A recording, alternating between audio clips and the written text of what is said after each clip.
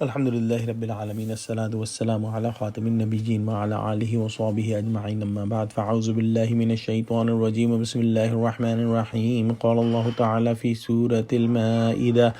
وَلَقَدْ أَخَذَ اللَّهُ مِيثَاقَ بَنِي إِسْرَائِيلَ وَبَعَثْنَا مِنْهُمُ 12 نَقِيبًا وَقَالَ اللَّهُ إِنِّي مَعَكُمْ لَئِنْ أقمتم الصلاة وآتيتم الزكاة وآمنتم برسلي وعزرتموهم وأقرضتم الله قرضا حسنا لأكفرن عنكم سيئاتكم ولأدخلنكم جنات تجري من تحتها الأنهار فمن كفر بعد ذلك منكم فقد ضل سواء السبيل. Translation: And Allah had taken a covenant from the children of Israel and raised among them 12 of their leaders, and Allah said, Indeed, I am with you if you establish salah, prayer, and pay zakah, poor due, and believe in my messengers, and you honor assisting them and lend a good loan to Allah. Surely then I will remove your sins and evil deeds from you,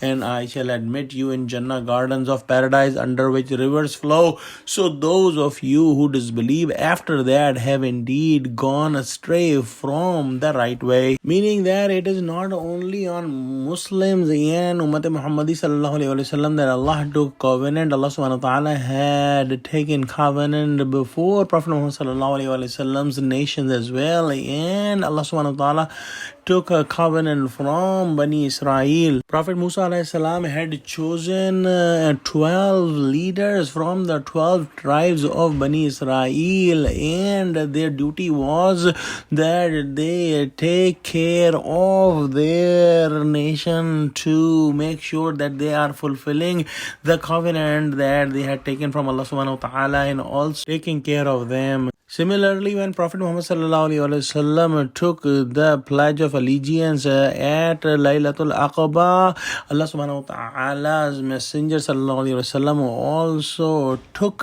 that pledge on 12 people from the people of Medina. And Allah subhanahu wa ta'ala said that I am with you to those 12 leaders, or also it could be to Bani Israel that I am with you. And then Allah subhanahu wa ta'ala took their covenant on 4 things like salah, like zakah, like believing in the messengers and helping the messengers with their wealth and with their souls. Then Allah subhanahu wa ta'ala has asked them to give good loan, qardi hasana, to Allah subhanahu wa ta'ala, meaning Allah subhanahu wa ta'ala is asking them to give their wealth in the path of Allah subhanahu wa ta'ala, the wealth that is given by Allah subhanahu wa ta'ala. Allah subhanahu wa ta'ala is asking them to give in the path of Allah subhanahu wa ta'ala so that Allah subhanahu wa ta'ala returns them this wealth many fold in the hereafter.